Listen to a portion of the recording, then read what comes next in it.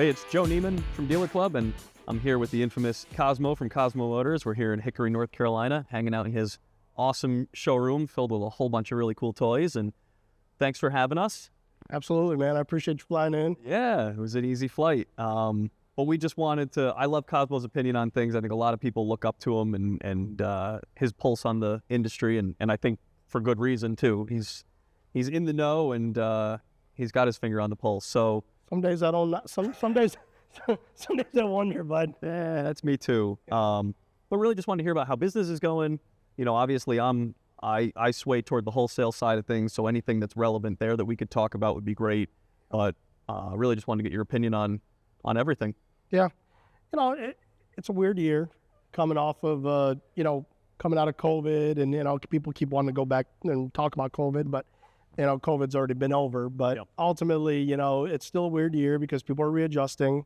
We got an election year. There's just so many changes, so many unknowns. But at the same time, it's going back to like our typical car business now. Some of these guys that are newer, that joined in the past few years, that they don't know, but the grind has always been there. I started in 07, 08. Yep. All I knew was grind. I never had like the COVID heydays. I was in the auction business then, and that was interesting, but I was never in the dealer business then. Yeah, so I opened up in July of 05, and same, man. Like, I mean, I barely survived through 08, 09. Yeah. And it's always been a grind. Yep. Always been. It's like you have a few good months, and all of a sudden it's like, and then it just spikes up again. It's like a dang roller coaster, But the car business is going to be what it's going to be. It's going to adjust. You're going to have a lot of people that joined in. They're gonna go. They're going to leave. They're going to go back to banking or wherever the hell they were doing. Yep. That they thought they were going to come into the car business and clean house. But right. Anybody could do it. Anybody could do it 2 years ago. Until they can't. Until they can. Until they realize that it takes a special type of human. To do what we do. Yeah. Takes a special type of human to do what you do. So, but yeah, man, I know that the Dealer Club thing is kind of taking off. First few weeks into it, and I saw your post on the group the other day where you were talking about how you guys are making some changes, adjustments, and prior to the cameras turning on, I mean, obviously Joe and I were talking about some of the hardships and the pluses, the minuses of the industry as a whole. And Joe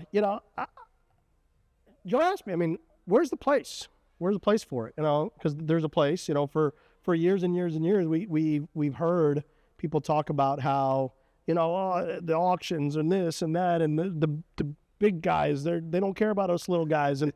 And so Joe's like, dude, like, I felt like I'm bringing this to the table, like everything everybody's asked for. And, we were talking about this, and I said, it's funny, we always want what we don't have, and then when we have it, then it's like, Yeah, I think some of it's probably the entrepreneur in all of us, right? We're hard charging, and we want to go build stuff. I know that's always my motivation.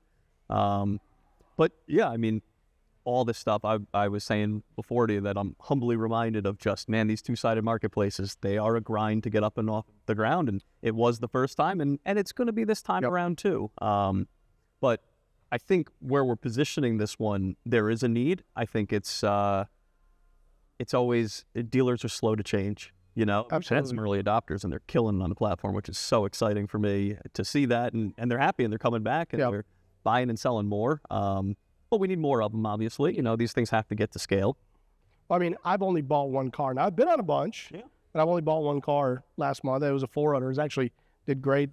Came in, was exactly what the guy described it to be.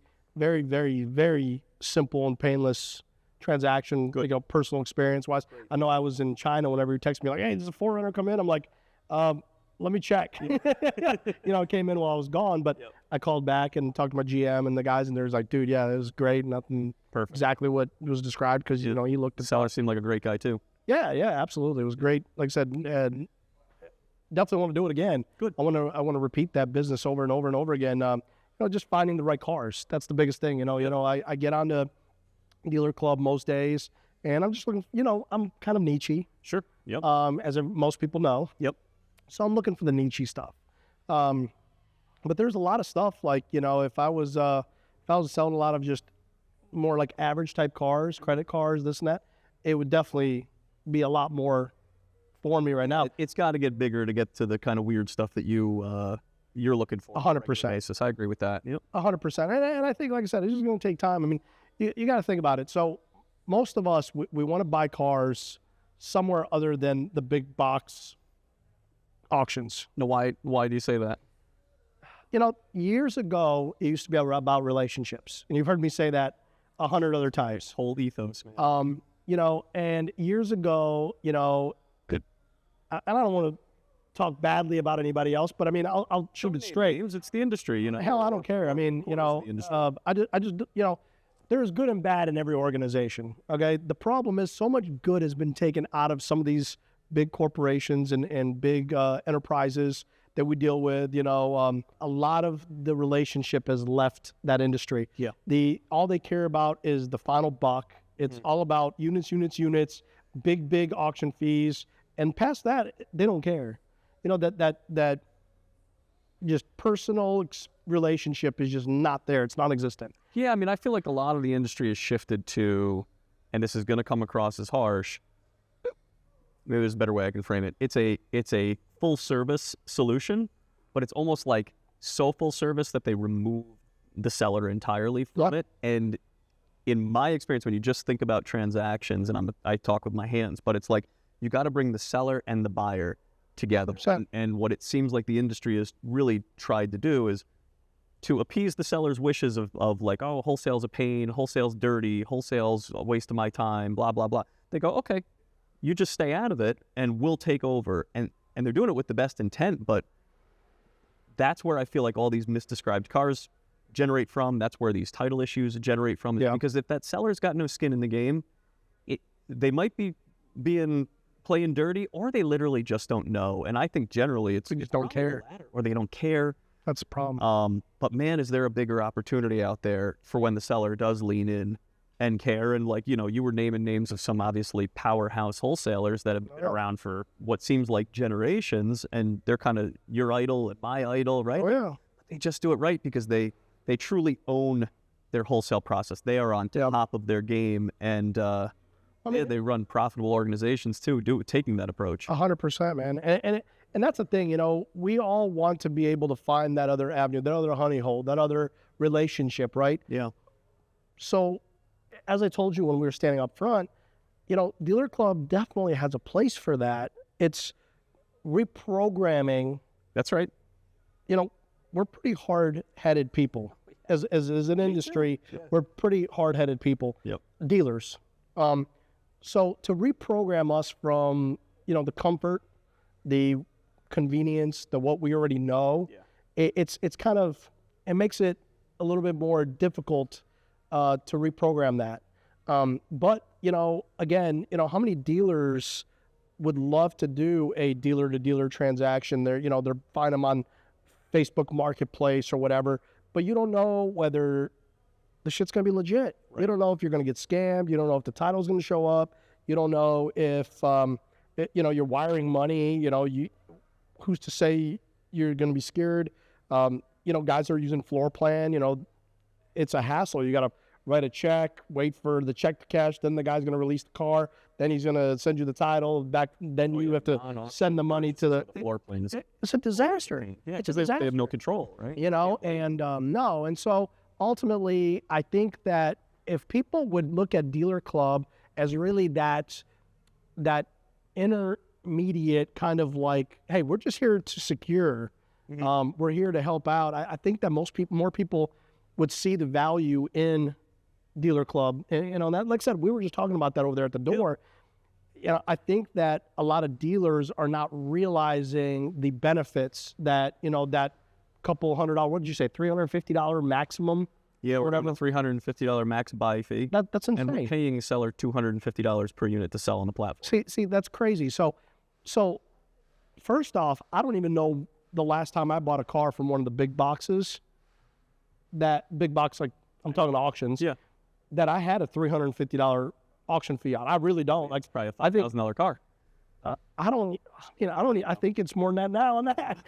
But in all reality, in all reality, that is such a small piece of your pie there to worry about making sure that the transaction goes legit. Yeah.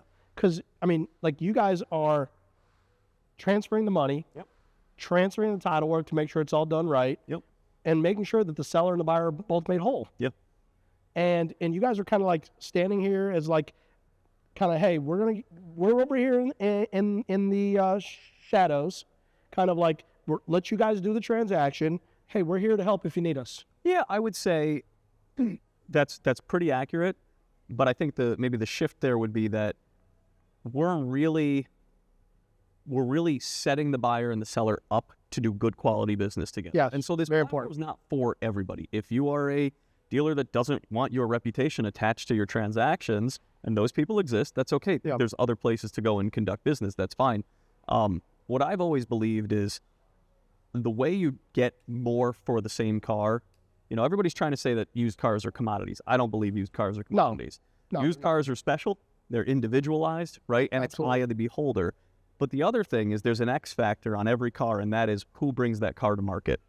Because there are sellers that bring cars to market, and they say, I red light everything. I don't know a thing about these cars. You know, It is what it is. There are trades from last week. I haven't even looked at them. We appraise them from our desk.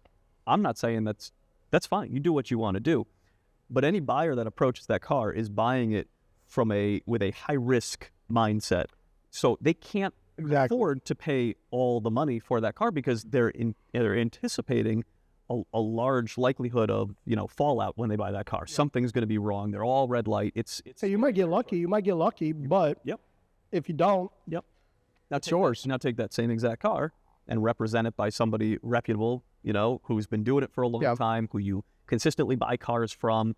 You'll pay a premium. You know, no car dealer, I want to steal everything, but the reality is I'll pay up for the right car if I'm comfortable. The peace of mind is really I know that we're risk takers in the industry. I'm a risk taker. Joe, you've known me for I don't even know how many years now, and you know, like, I mean, I am nonstop. I if anything, I take more risk than most guys out there. Yep. But even I like having a little bit of peace of mind. So like when I'm in somebody's lane at the auction or whatever, or I know that seller, or, you know, I have a guy that I buy a bunch from Louisiana. Yeah. And he'll like hit me up on a car. If there's ever an issue on that car, I don't have to worry about it. But I'm not going to bust his balls over every little thing. No. But the nice thing is knowing, you know, like, you know, Chad just went out and did his thing. And I feel good buying from Chad because I know that if something's wrong with it, all I got to do is give him a shout. Same with Bob, same with Al. I mean, there's so many great guys, and I build that relationship over the time. So all you're doing is you're taking guys that can build their own relationship like that with their own group. Yeah, well, what you're naming, those names are like icons in the industry. They are. Those guys, right? And they really are the North Star for what Dealer Club is looking to cultivate, which is those guys have stood on the block, you know, in snow, in heat, for like decades. I mean, I think Bob actually stood on the block back when they were still typewriting shit. Probably. Don't you think? I don't know. He's a dinosaur, but he's the GOAT. He is the GOAT. He's the GOAT. I don't care. Nobody will ever take that away from him. He's the GOAT. He set the paces. Mm-hmm. He paved the road. Yep. He set up the standard. Yeah. But it's hard to follow in those footsteps because in today's world, you can't cultivate, especially all online on every other platform that's out there. You can't go and say, I'm really going to stand behind this stuff. The auctions have wedged into that space and to say, and with all the best intentions, but to say, we're going to do it for you. We're going to stand behind everything. And the challenge is, when I think about this, that takes the dealer who's bringing those cars and they kind of take their hands off the wheel and they go, the auction will clean up any of They trust that they're going to do a good job. Unfortunately, then you got so many people there trying to do the same thing, then nobody gets it done right. I guess. I mean, that's how I look at it. Yeah. I mean, you got too many people kind of trying to do the same job to the point where nobody really gets it done right. I mean, you got a CR writer that, what's his criteria? You know, is he waking up in a bad mood? Is that 4.3 really a 5.0, or is it a 3.7? We have no skin in the game, and this is not a knock don't. on them at all. But like, what I tell dealers is, well, you want to add value to your wholesale car, drive it to Dunkin' Donuts and back, and tell me if the thing runs in shifts, because like that's what I'm looking as a buyer. That's what I'm looking for. And if it's a 4Runner, you know, put it into 4-wheel drive. Make sure it clicks in and goes. You see where, you know, these are kind of the basics. I used to buy so many cars when I was a dealer on phone calls, and it's like you said from your guy from Louisiana. I didn't ask a million questions. It was from a trusted source. The car shows up. I left the check in the mailbox. Car was what they said it was, plus or minus, you know, a few $100s one way or another. Either I was like, wow, it's a used car. It's a used car. I'm going to shape it anyways. But I never got welded. And that's where I think, not from somebody I trusted. Yeah. Auctions, I absolutely got. Oh my God. You know, but dude, me too.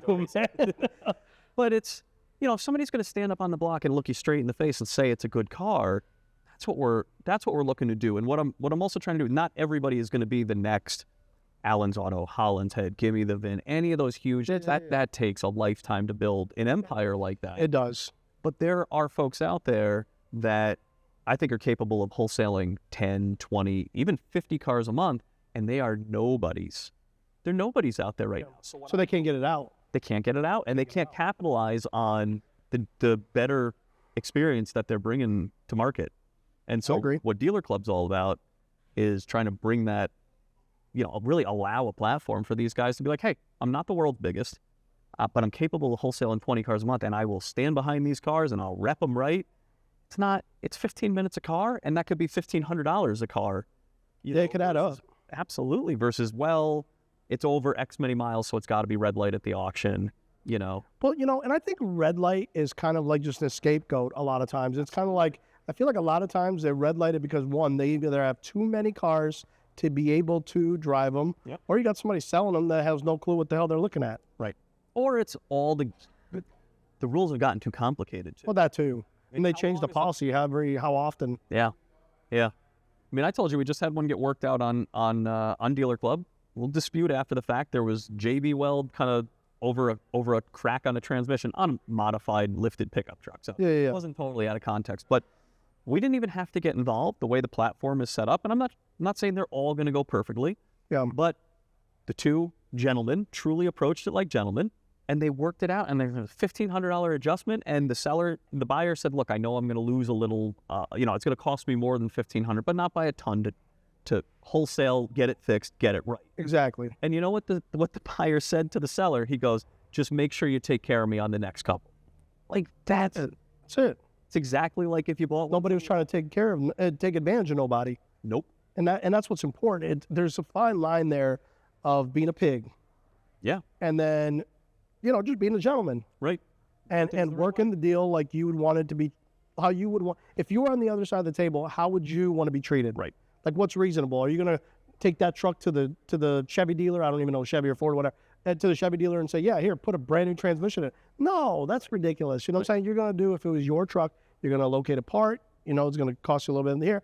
You got a good bit of margin in the retail. Chop a little bit of that. Help the other guy, you know. But, hey, hopefully it doesn't happen over and over again. No, and most of these have been going down without a hitch because, you know, the seller knows the car. The seller's willing to look over the car, and they want a good reputation. Because truly, that reputation is the X factor on these cars. You take a car from a red light, you know, position, same exact car, same VIN. Right? And we see this all the time. I've seen how many cars get bought at one auction, you know, cleaned up maybe, or just run. I've seen it where they used to back in the day. I'm dating myself here, but a guy would go buy it at a lane 2. I remember that. Put it in his run in lane 6 or 7 and make $2,000 because it was just mismatched. He took it from a guy who doesn't have an audience, and he put it in his lane where he's got a packed house and just ran that arbitrage. Dude, I remember one time that happened in Manheim, Pennsylvania. Tamer did it. He went and bought a car. I think it was in lane like 31 or whatever. He was running lane 15. He legitimately, I remember, dude, he literally made like $2,500 in this car. Yeah. Like after fees. Yeah. It was insane. I couldn't believe it. I was like, are you crazy? He's like, no. He like literally had one of his little assistant guys there, scratch the windows, go park it in another bay, and then they reran it. Like at the end of the sale, and I'm like, dude, he's like, well, look, he's like, I got nothing to lose. If it brings it, it brings it. If it doesn't, it doesn't. Yeah. And I'll bring it back next week. That there's arbitrage to be had, even on the same cars, when you provide a more transparent or a better presentation of the car, or a better representation. A better rep is a better better seller stand. I think that's what it was. It came down to. It was his reputation. Tamer was a known entity back in the day. Dude, everybody knew. Oh, he is. And I mean, my thing is people, they go in his lane. They know that you're going to buy a good car. And if there's something messed up with it, guess what he's going to do? Hey, no problem, Cos. I'll take care of it. Right. Boom. Yeah. And then all of a sudden you trusted them more and more and more. And that's what's important. And like I told you, I was really looking forward to Dealer Club, you know, and when you launch and stuff, because I'm wanting to build more of those relationships. I'm wanting to have different venues. You know, we're trying to expand a little bit here. And so I'm going to get to a point where I'm going to need 2-3 times more cars than what I've been buying currently. Yeah. And unfortunately, it makes it so difficult dealing with arbitration and buying these cars on these, you know, hopefully CRs. Right. You know, the cars come in, they're not. It just takes too much time. I was telling my general manager Chance, I was like, look, dude, when we go to 200, 300 cars, we're going to have somebody just sit here and deal with arbitration all the time. I'm like, I really dread that because I can't stand arbitration. Right. And he's like, dude, you're right, you know, because ultimately it seems like it's getting worse and worse. I mean, there's less cars in the marketplace. The cars that are making it to the auction are just not really nice. I feel like the descriptions are not as good. And it just takes twice as long to get anything worked out and figured out. No, I think the human factor is what's missing from basically all of that. 100%. 100%. So, I mean, I love the fact that, you know, and I'm going to see, you came down here because I want to put a couple cars on Dealer Club today. And, you know, I had them washed up and just sitting up front. They're all 3 trade-ins. Perfect. One of them, you know, has been out there for about 30 days or so. Just we don't sell a lot of Cadillacs. We took this thing on trade. And we're not a Cadillac type place, right? I mean, unless it's a CTS-V or something like that, right? Unless it's got like a blower or turbo under the hood, it just doesn't do as well here. So that car's kind of aging out on us. So I'll get rid of it. And then the other one's like a little Hyundai we traded for actually just Saturday, fresh, perfect. Like seriously, just came in Saturday. So whenever I told Chance, I was like, hey, Joe's coming in. He's gonna help me put some cars on Dealer Club. He's like, oh, dude, we just traded for this one, and then we got a little Range Rover we took on trade last week, so we'll do that one too. But the one thing is, I'm kind of excited to see because I haven't listed one yet, so I haven't done that side of it yet. Yeah. So I want to see kind of like, you know, what all goes into it, and everybody, like, if you know me well enough, you know that I almost overthink the cars. So I'm wondering how much problems I'll have with describing the car without showing every little rock chip, you know, because there's a fine line there of normal wear and tear and then damages. Yeah. And so I just want to make sure that I don't go. Well, we'll do it together. Yeah. And the CR is what you make of the CR. We've seen some incredible ones. We've seen some that are lacking. But to me, it's, hey, if it's lacking, then don't bid on the car. Yeah, that's true. If you're the viewer or the bidder. And it's really, describe it how you would want that car described to me. To you. All right. Fair enough. So I just want to know what I'm going to have to fix. As much as everybody else is trying to say there's no subjectivity and, you know, these are commodities, it's the furthest thing from the truth. And, you know, we've got, in my opinion, on used cars, I think it's totally subjective and you got to embrace that. And so when we do these, you'll see, but take pictures. We've seen some great walk around videos with just a quick audio, you know, kind of pointing stuff out as they go around it. That's actually a good idea to do that. Easy, right? You can start it, rev the engine. I've seen people do a quick, like, run it down the block with the camera. With somebody in the passenger seat just to show it runs and shifts. You know, it's again. I'm going to get a little GoPro camera. GoPro on your forehead. Hot dog it down the road. Woo! Yeehaw! See. You know, and if you can, and you being a part of it too, I think is important because people trust you. Oh, man. Yeah. Well, I'm hoping that I can build a good enough relationship and reputation on Dealer Club to where, you know, hey, this is Cosmo's car. The ones he's selling, they're probably going to be perfect for what I'm doing. He's a little too particular, or he just doesn't sell that car, or, you know, it's a trade-in. But the one thing is, just reasons why they're going to wholesale. Dude, it can't get any more honest, man. I'll tell you it's a damn shit box. Right. I mean, I'll be like, hey, man, it's a shit box. Buy it as one. Yep. And it is what it is. I mean, at least I don't want any surprises. I want everybody to be happy. If anything, I want to over-describe to where the car comes in, shows up, and the guy's like, dude, this car is way nicer. Yeah. And then next time. Back in your lane. Exactly. That's what's important to me. Absolutely. You know, we set very, very realistic reserves because when I bring a car to wholesale market, I don't want to sit there. I'm not there to play games. Mm-hmm. I'm there to move the car. Right. I mean, I want the sled off my property. Right. I know what it should be worth wholesale. I know what it's worth retail. I understand that the retail guy's got to make money. Yeah. I'm not trying to squeeze him for every dollar. I need to make sure there's meat left on the bone for him. Yep. and I just want it gone. Yeah. I just want it gone in the simplest possible way. I don't want to sit here and pay to get it shipped to Mannheim for them to have some Joe Blow CR it to tell them that it's a piece of shit. I can tell them it's a piece of shit myself. And then worry about, is it going to run? Is it not going to run? You know, Get stolen off of it. dude, I don't want to mess with that, man. No. It's here. I don't have no headache. I can go out there. You said what, like 10, 15 minutes? Yeah, absolutely. Dude, I'm going to love to see how this works here in a minute. But I know it's been a month since you launched. I know we've been talking about you coming and kind of helping me on the first time go around. Yep. And I'm kind of technologically I'm kind of a botard, man. We'll get you through. You know, I think I'm not a tech guy either. I'm a car guy. I just have me a vision too. of what I think it needed to be, you know? Yeah. I mean, I got 6 screens in my office from where I'm watching auctions, but I got Kevin. Without Kevin, I'd be screwed. He sets everything up. Those screens. Sometimes that thing like locks up or something doesn't work. I'm like, Kevin! Like at Home Alone. I'm like, Kevin! Come save it. There he is, waving his hands, waiting for me to go. Like, so, I mean, in all reality, it's like, I need it to be simple. Yeah. So that's what I'm excited to kind of see how simple it can be. I'm excited to show you. But thank you for doing this. No, Thanks for dude, setting no. us up. Thanks for Surprise. meeting Look. us. Nothing to Joe hide. shows up, and I'm over here just T-shirts, golf shorts. Listen, this is how I roll most days. And this dude's like, dude, you don't have like a polo or anything. You're like, dude, I'm a car dealer. I'm a used car dealer. I'm not an accountant. We're good with it. So we're just gonna do it, right? We're just going to do it. Absolutely. Do I look great? Like in which aspect? Your mom was here, and she said you look great. She said I look like a slob too. No. She did. She says I should be wearing a suit. She wants me to wear a suit to work. Did you hear that? That'll never happen. No. I'm done with that. I did that way back in the day. And now I'm going to be comfortable. Everybody knows what they're getting with you. Big sexy. That's your words, not mine. Let's go. All right, big sexy. Let's make it happen. Let's go try a few of these cars. All right, awesome. Let's do it. All right. See you guys.